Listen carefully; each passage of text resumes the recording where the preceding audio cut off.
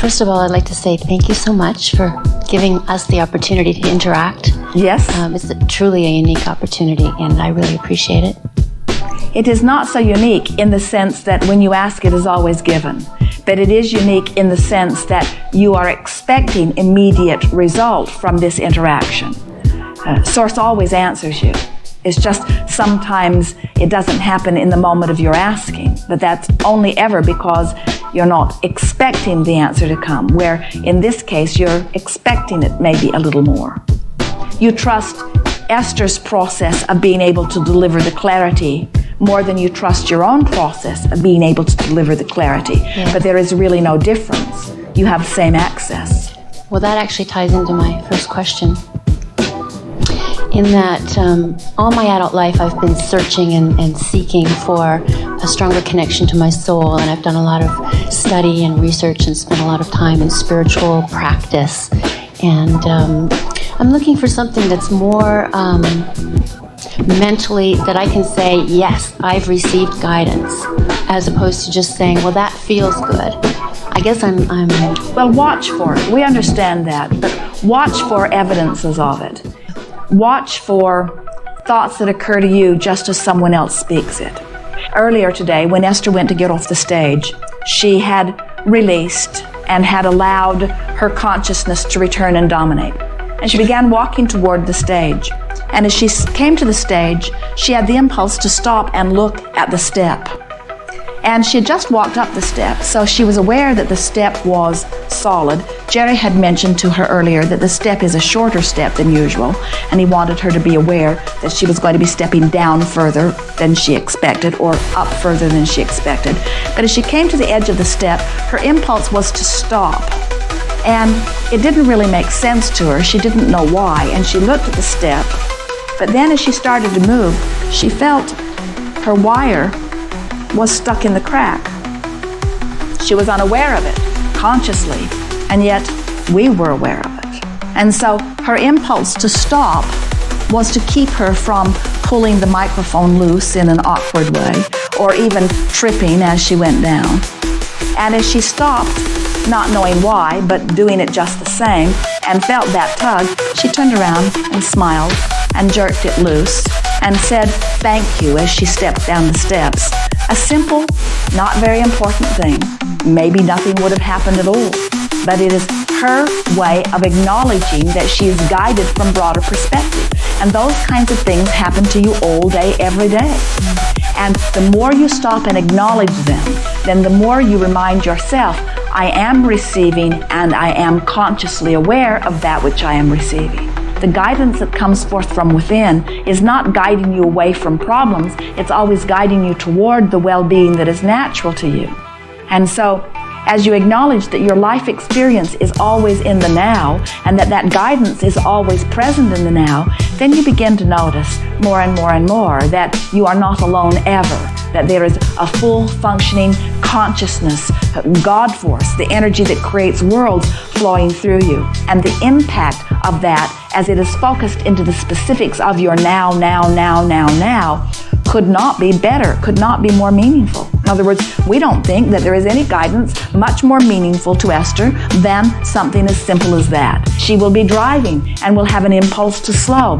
Doesn't really know why. Jerry will look up from whatever he's doing and saying, why are you slowing? And Esther will say, just felt like it. And as she will come up over the crest, there is someone on a bicycle well into the road that she could not have seen, but that we have seen. So sometimes we think what you are asking for is you would like a full description. Instead of just having the impulse to slow, you would like to be told, Esther, we're telling you to slow because there's a bicycle not knowing what he is doing out in the lane, not aware that you are barreling up over the mountain at 85 miles an hour with 100,000 pounds of weight. There is not time for you to interpret all of the nuances of the knowledge. In other words, it would make you crazy. You really don't want it. You are so much happier being guided in the flow, and so you receive hundreds of thousands of impulses in every day that lead you and guide you toward the well-being that is natural. You're zigging and zagging with well-being while there are things of not well-being that are potentially around that you don't have vibrational access to. Really, you do not want constant, steady, chattering kind of guidance about all of that. The impulse is a much more sophisticated way to go. Really, it is. The guidance that takes place in any moment relative to the content and movement in your body would be more than you could interpret in words in an entire lifetime. 1 minute of what goes on in terms of consciousness in your body, you could not express in words in an entire lifetime. You really don't want that kind of interpretation. Accept the guidance. My next question relates to facing fear and when we should face fear, or when it's a good idea, and when it's a good idea just to avoid it. And we wouldn't do either one. We wouldn't face it, meaning hold it in our vibration and let it be our point of attraction, and we wouldn't avoid it, meaning not paying attention to our guidance system. We would understand fear for what it is. We would understand it as the signal that lets us know that in this moment we are focused and therefore causing an encouragement of a vibration that is contrary to the well-being that we want. I have a specific thing in mind. I ride horses. We own and ride horses, my husband and I. And for most of my life, it's something that has been really important to me and I love a lot, and I still do. But in recent years, I have developed a certain amount of fear around it due to some accidents. I don't want to stop riding. In other words, my choice is that I could just stop doing it altogether and therefore not have to feel this fear. Now let's talk about this in a different context. So let's say that you're like Esther, you get up in the morning and you've decided that you're going to get into your vehicle, in Esther's case, the monster bus, and you're going to move from one place to another. And so you wake up, it's a beautiful day, you feel full of anticipation, and so you get into your vehicle and off you go. But let's say that on this particular morning, you wake up, you get all ready to go, you start the engine, and as you begin to proceed, you get this feeling of uneasiness. But you have a time deadline, and so you don't respond to the uneasiness, you just go. Only to discover that you left yourself plugged in, or you left your antenna up. In other words, the uneasiness was there for a reason. But let's carry it a little further. Let's say that you have a strong feeling of uneasiness that is so close to true discomfort that it's really splitting hairs whether you call it uneasiness or uncomfortable in your skin or fear, but whatever it is, it doesn't feel good. But you push ahead anyway. Well, we wouldn't do that, because what that's saying is this action that I'm taking is somehow vibrationally mismatched with some other intent that I have. So we would stop and ponder and think other things, and as you change the subject and put the monster bus in park and decide that for now you're not going to go, and you change your thoughts and you focus upon the ducks in the stream or whatever, and the feeling goes away, and then you say, all right, I'm going to go, and then you start to go, and then that feeling comes back. You begin to associate the discomfort that is coming with the action that you're about to take. In other words, it is a misalignment of energies. My intention, which is well-being, is colliding with this action. In other words, sometimes the mood of the horse or the combination of you and the horse isn't a good combination, and that feeling that's coming forth isn't saying to us, you dummy, you've got to overcome this fear. It's saying this action is incompatible with some desire that you hold. There are only two emotions. One feels good and one feels bad. And we would not say, I'm going to face my negative emotion and stare it down. Instead, we would say, I'm going to be sensitive to my negative emotion and understand what it is. It means some thought, word, or action that I am embarking upon is contradictory to the well-being that I'm really seeking. Now, what can I do about my thought, word, or action to bring myself back into alignment? There are those that say, if you do the uncomfortable thing long enough, it will become comfortable.